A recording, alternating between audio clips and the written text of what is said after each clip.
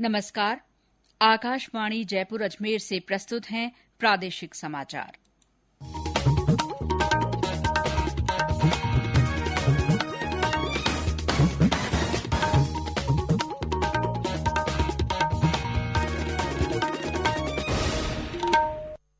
मुख्य समाचार। प्रधानमंत्री नरेंद्र मोदी के जन्मदिवस पर देश भर में कई कार्यक्रम आयोजित। देश ने प्रधानमंत्री के जन्मदिन पर 2 करोड़ से ज्यादा कोविड टीके लगाकर कीर्तिमान बनाया। प्रदेश में भी 11 लाख से ज्यादा टीकाकरण। प्रदेश में शादियों के रजिस्ट्रेशन की सुविधा अब ब्लॉक स्तर पर भी होगी। बाल विवाह का रजिस्ट्रेशन भी अनिवार्य होगा। सेना की सप्त शक्ति कमांड की ओर से भारत पाक युद्ध के स्वर्ण जयंती वर्ष के तहत 2 दिवसीय समारोह कल से। और प्रदेश में आज कई स्थानों पर अच्छी बारिश, आगामी 1 सप्ताह मानसून के सक्रिय रहने की संभावना।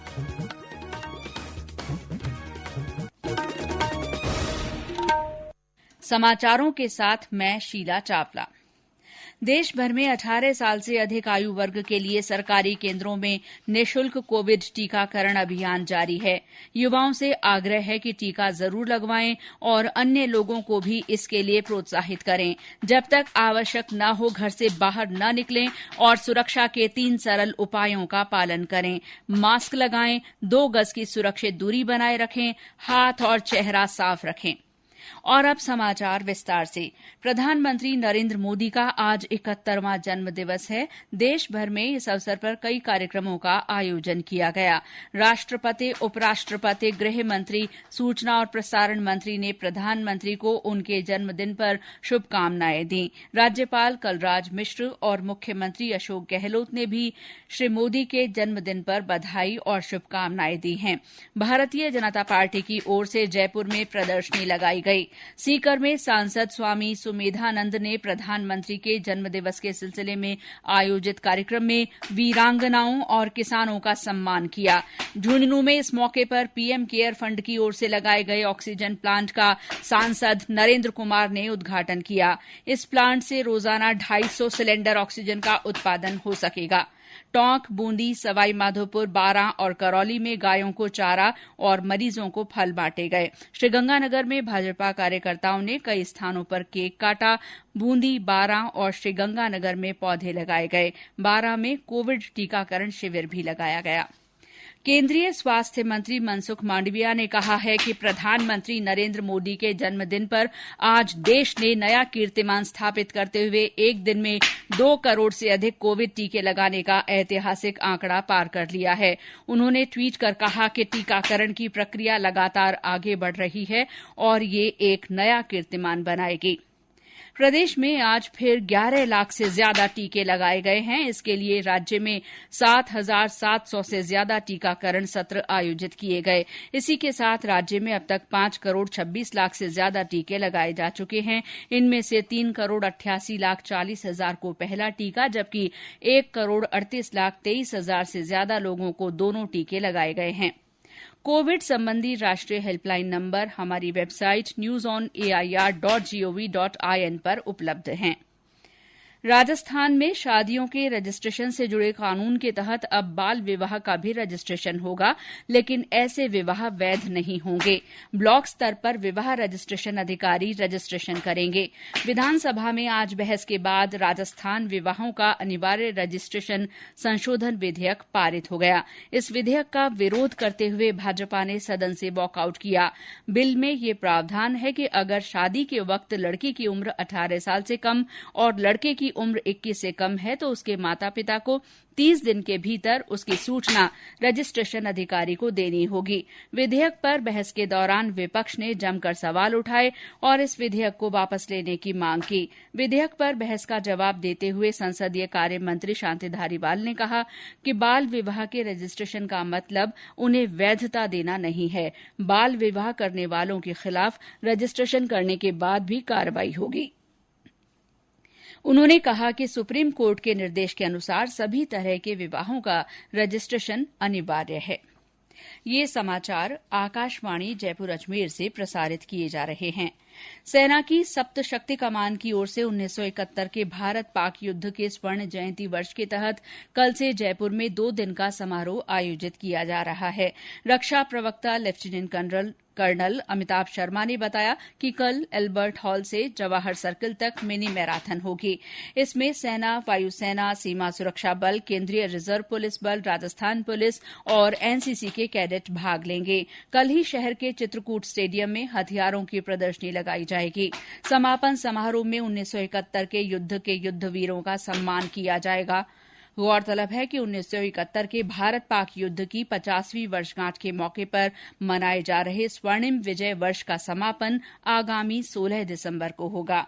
कमान के general officer commanding in chief lieutenant general Amardeep Singh Bhinder ने बताया कि 1971 के युद्ध की स्वर्णिम विजय से युवाओं और आमजन को जोड़ने के लिए पूरे साल कार्यक्रम आयोजित किए जा रहे हैं। कि 1971 में इंडियन आर्म्ड फोर्सेस ने किस प्रकार से एक बड़ी डिसाइसिव विक्ट्री पाकिस्तान आर्मी पर करी थी। आज इस साल में हम कमेमोरेट कर रहे हैं उस विक्ट्री को और इसके उपलक्ष्य में हमने कई आयोजन किए हैं। तो इंडियन आर्मी जैसा कोई गौरवमयी प्रोफेशन नहीं है। जो हमारे नौजवान हैं, युवक और युवतियां, उनको वेरी श्योर कि वो सब के सब इंडियन आर्मी ज्वाइन करना चाहेंगे। आजादी का अमृत महोत्सव के तहत आज झुंझुनू में सांसद नरेंद्र कुमार ने 75 रंगीन पोस्ट कार्ड के माध्यम से झुंझुनू लोकसभा क्षेत्र में आजादी के बाद के इतिहास और उपलब्धियों के बारे में जानकारी दी। महोत्सव के तहत आज सवाई माधोपुर जिले के जीनापुर गांव में फिट इंडिया फ्रीडम शपथ में युवाओं ने बढ़ चढ़कर भाग लिया। आजादी का अमृत महोत्सव के तहत आकाशवाणी समाचार जयपुर की ओर से चलाई जा रही प्रश्नोत्तरी प्रतियोगिता में आज सुबह के बुलेटिन में पूछे गए प्रश्न का सही उत्तर और इसके विजेता का नाम हम श्रोताओं को बता रहे हैं। आज का प्रश्न था, अलवर क्षेत्र को अपनी कर्मस्थली मानने वाले स्वतंत्रता सेनानी लक्ष्मण स्वरूप त्रिपाठी द्वारा जेल के अनुभवों के आधार पर लिखे गए उपन्यास का क्या नाम था। इसका सही जवाब है बारक छाया। और सबसे पहले सही जवाब भेजने वाले हमारे श्रोता हैं प्रतापगढ़ जिले के संजय पाल भूकर। आइए अब आपको स्वतंत्रता सेनानी लक्ष्मण स्वरूप त्रिपाठी के बारे में और जानकारी दे रहे हैं। स्वतंत्रता सेनानी लक्ष्मण स्वरूप त्रिपाठी उत्तर प्रदेश के निवासी थे।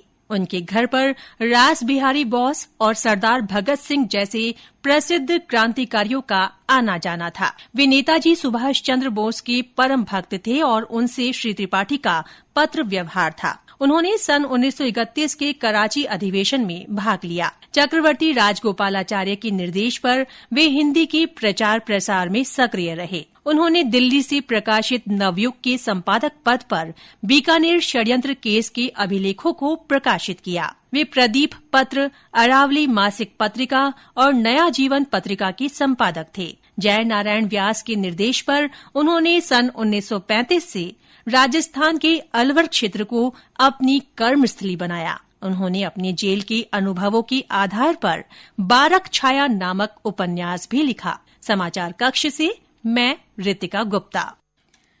प्रश्नोत्तरी प्रतियोगिता के अगले प्रश्न के लिए सुनना न भूलें हमारा मंगलवार सुबह 9 बजे का बुलेटिन।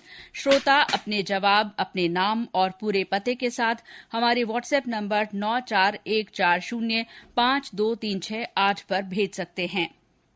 आजादी का अमृत महोत्सव के तहत आकाशवाणी समाचार जयपुर की ओर से शुरू की गई संदेश श्रृंखला में सुनिए हमारे श्रोता का संदेश। सभी से आग्रह करना चाहता हूँ कि आजादी का अमृत महोत्सव का आनंद लें और क्रांति वीरों को याद करें। शहीद कितने ही अनगिनत अपने स्वतंत्रता सेनानी जिन्होंने बलिदान देकर अपने देश को आजाद कराया और ईमानदारी से कार्य करे। स्वतंत्रता सेनानियों को याद करते हुए उनके ही बताए हुए मार्ग पर चले, इससे अपने देश को बड़ी आजादी मिलेगी। और अब मौसम। प्रदेश में आज कई स्थानों पर अच्छी बारिश हुई है। सवाई माधोपुर तथा करौली में दिन भर रुक रुक कर बारिश होती रही। बूंदी और टोंक में बूंदाबांदी हुई। सिरोही में तेज बारिश से नदी नालों में पानी की आवक शुरू हो गई है। जयपुर में दिन भर बादल छाए रहे। मौसम विभाग ने आज अलवर, भरतपुर, धौलपुर, डूंगरपुर, प्रतापगढ़, बांसवाड़ा और झालावाड़ जिलों में कहीं कहीं भारी बारिश की संभावना जताई है। विभाग ने कल उदयपुर तथा राजसमंद जिलों में कुछ स्थानों पर बहुत भारी बारिश का ऑरेंज अलर्ट जारी किया है। विभाग ने कहा है कि आगामी एक सप्ताह प्रदेश में मानसून सक्रिय रहेगा। और अंत में मुख्य समाचार एक बार फिर। प्रधानमंत्री नरेंद्र मोदी के जन्म दिवस पर देश भर में कई कार्यक्रम आयोजित किए जा रहे हैं। देश ने प्रधानमंत्री के जन्मदिन पर 2 करोड़ से ज्यादा कोविड टीके लगाकर कीर्तिमान बनाया है। प्रदेश में भी 11 लाख से ज्यादा टीकाकरण हुआ है। राज्य में शादियों के रजिस्ट्रेशन की सुविधा अब ब्लॉक स्तर पर भी मिलेगी। बाल विवाह का रजिस्ट्रेशन भी अनिवार्य होगा। सेना की सप्त शक्ति कमान की ओर से भारत पाक युद्ध के स्वर्ण जयंती वर्ष के तहत 2 दिवसीय समारोह कल से शुरू हो रहा है। और प्रदेश में आज कई स्थानों पर अच्छी बारिश हुई है। आगामी एक सप्ताह मानसून के सक्रिय रहने की संभावना है। इसी के साथ प्रादेशिक समाचार बुलेटिन समाप्त हुआ। नमस्कार।